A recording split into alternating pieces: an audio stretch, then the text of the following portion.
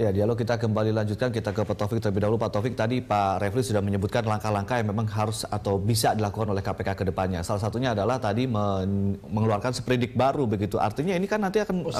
setelah misalnya uji materi tadi ya. Kalau misalnya setelah ya, Oke, tapi kalau misalnya nanti dari pihak Polri mengajukan pra peradilan lagi gimana tuh? Mungkin masyarakat awam mungkin melihat ini pasti akan berkepanjangan gitu kan? Ya begini, putusan pra peradilan itu kan bukan menyangkut apakah bukti bagi KPK untuk menetapkan tersangka cukup atau tidak, bukan itu yang sebenarnya awalnya diskusinya soal itu, bahwa KPK tidak cukup punya bukti untuk menetapkan tersangka, tapi ternyata di pra peradilan putusannya soal kewenangan KPK, ya, bahwa KPK untuk kasus seperti BG ini, di mana seorang anggota kepolisian yang tidak menjabat sebagai penyidik tapi menjabat di personal administrasi, maka dikatakan KPK tidak berwenang. Jadi soal kewenangan. Nah, oleh karena itulah maka saya tadi setuju sekali dengan Bung Refli yang mengatakan bahwa salah satu jalan keluar selain dari PK gitu ya, itu adalah mengajukan judicial review terhadap kewenangan kewenangan KPK ya, soal pasal 11 untuk menafsirkan aparat penegak hukum dan penyelenggara negara.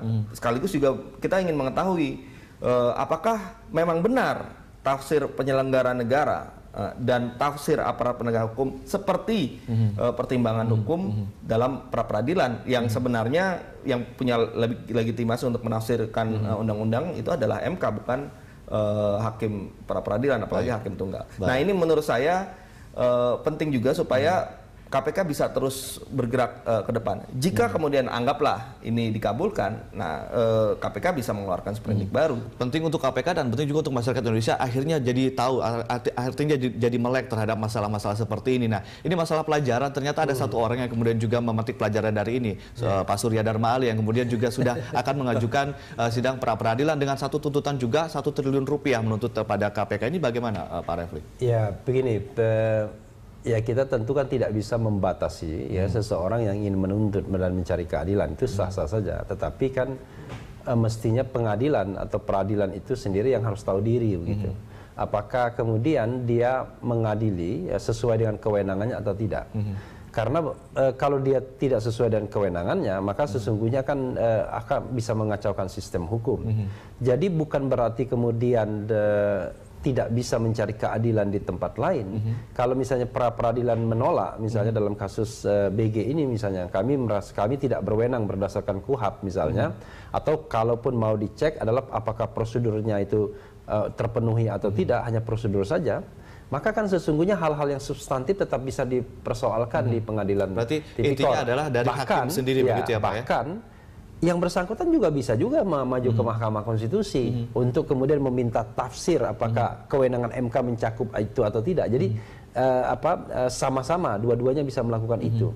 Tetapi kalau kita ini, kalau semua kewenangan yang besar tadi yang mestinya kalau di MK kan dengan 9 hakim yang memutuskan, kalau di pengadilan tipikor minimal 3 hakim misalnya, di take over oleh 1 hakim tunggal hanya dalam jangka waktu 1 minggu, maka itu kesesatan yang luar biasa jadinya. Nah, jadi silahkan saja mencari keadilan, tetapi hakim harus tahu, ya, tahu diri sampai di mana batas-batas mereka. Tapi beliau pun harus tahu diri karena memang ada mengawasi, misalnya di sini ada komisi yudisial begitu. Bagaimana pandangan Anda mengenai peran dari komisi yudisial di sini? Kan komisi yudisial kan manusia biasa juga, artinya kan dia juga hanya melihat yang kasat mata.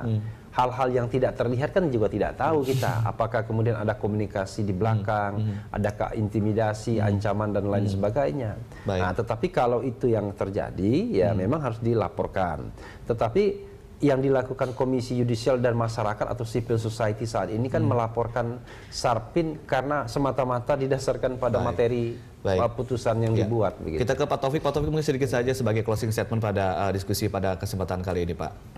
Ya, menurut saya Mahkamah Agung harus menentukan posisinya terhadap pokok perkara pra peradilan ini.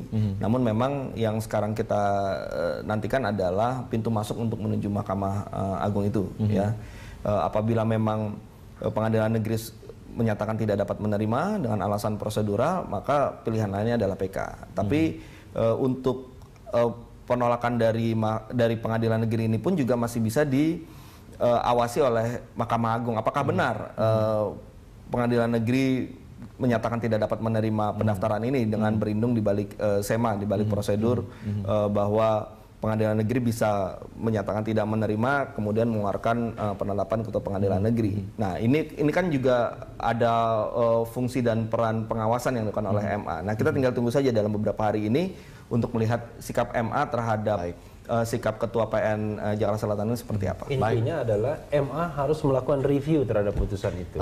Begitu. Baik, terima kasih Pak Refli dan juga Pak Taufik telah sharing di diskusi kita pada kesempatan kali ini, dan pemirsa demikian Dialog Jurnal Pagi.